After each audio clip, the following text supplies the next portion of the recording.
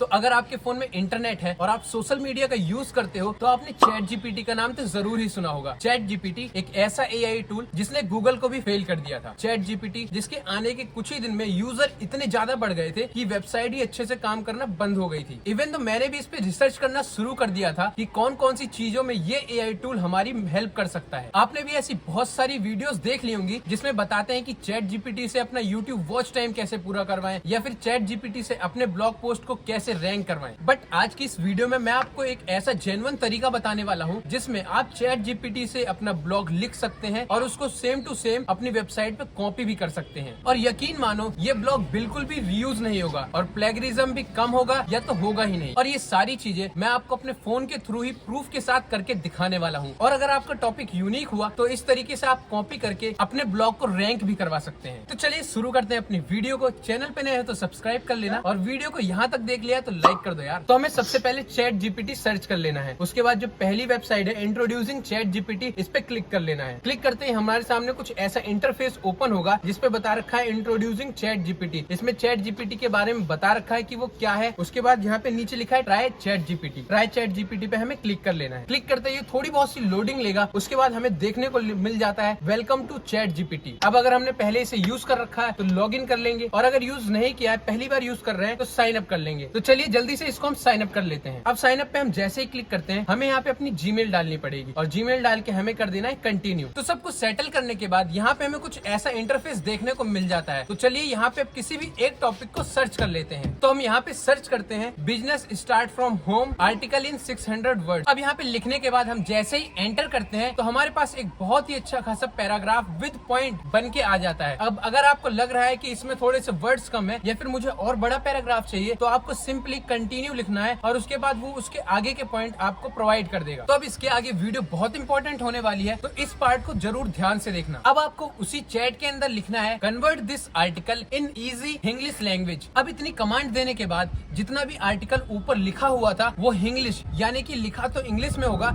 लेकिन जब हम उसे पढ़ेंगे तो वो हिंदी में प्रोनाउंस होगा। उसमें वो पूरा का पूरा आर्टिकल कन्वर्ट हो जाएगा। अब ये एआई इसे बहुत ही चालाकी से कन्वर्ट करता है तो ऐसा लगता है कि इस आर्टिकल को किसी ह्यूमन ने लिखा है। अब ये आर्टिकल हम किसी भी वेबसाइट पे बहुत ही आसानी से पेस्ट कर सकते हैं और वो भी बिना किसी टेंशन के। तो चलिए मैं आपको यहाँ पे प्रूफ करके दिखा देता हूँ कि जो आर्टिकल हमने लिखा है वो किसी एआई ने नहीं ह्यूमन ने लिखा है। एक वेबसाइट है एआई कंटेंट डिटेक्टर, उस पे हम जाएंगे और इस आर्टिकल को पेस्ट करेंगे तो हमें पता चल जाएगा कि ये आर्टिकल किसी एआई ने लिखा है या ह्यूमन ने लिखा है। अब इस आर्टिकल को यहाँ से कॉपी करके दूसरी वाली वेबसाइट पे पेस्ट कर देंगे और रिजल्ट का वेट करेंगे। अब जो ये लेफ्ट साइड में सर्कल है उसी से हमें ये पता चलेगा कि ये आर्टिकल किसी एआई ने लिखा है या ह्यूमन ने। अगर ये सर्कल ग्रीन हो गया तो समझो कि ये किसी ह्यूमन ने लिखा है और अगर ये सर्कल ग्रीन नहीं हुआ तो समझो ये हमारा जो आर्टिकल जो हमने लिखा है वो एआई ने पकड़ लिया है। तो आप लोग देख सकते हैं कि ये सर्कल ग्रीन हो गया है और एआई भी हमारे आर्टिकल को पकड़ नहीं पाई है। ऐसे ही हमें इस आर्टिकल का प्लेगरिज्म देखने के लिए स्मॉल एसईओ टूल पे चले जाना है जहाँ पे प्लेगरिज्म में अगर हम इस अपने आर्टिकल को पेस्ट कर देंगे तो वो हमें बता देगा कि इस आर्टिकल में कितना प्लेगरिज्म है। प्लेगरिज्म का मतलब बहुत से लोगों को पता होगा लेकिन जिसको नहीं पता है मैं उसको बता देता हूँ। प्लेगरिज्म का मतलब होता है हमारे आर्टिकल में जितना भी प्लेगरिज्म है यानी कि जितनी भी प्लेगरिज्म वाली लाइन है वो हमने किसी और आर्टिकल से कॉपी करी है। तो अब आप इस स्क्रीनशॉट में देख सकते हैं कि इस आर्टिकल में कितना प्लेगरिज्म है और कितना आर्टिकल यूनिक है। दरअसल हमारा आर्टिकल 80% तक यूनिक होना चाहिए। 80% तक यूनिक होने पे हमारा आर्टिकल बिल्कुल ही सेफ माना जाता है और कोई प्रॉब्लम भी नहीं होती है। तो यही वो तरीका है जिसमें हम कॉपी पेस्ट करने के बाद भी अपने ब्लॉग को वेबसाइट पे अपलोड भी कर सकते हैं और उसके बाद उसको रैंक भी करवा सकते हैं। तो शुरुआत में तो आप इस ट्रिक का यूज करके ब्लॉग लिख सकते हैं बट आप खुद से भी सीखते रहिए जिससे कि आपको फ्यूचर में दिक्कत ना हो। तो चलिए मिलते हैं किसी नई वीडियो में। ऑनलाइन अर्निंग करने के लिए चैनल को सब्सक्राइब कर लेना।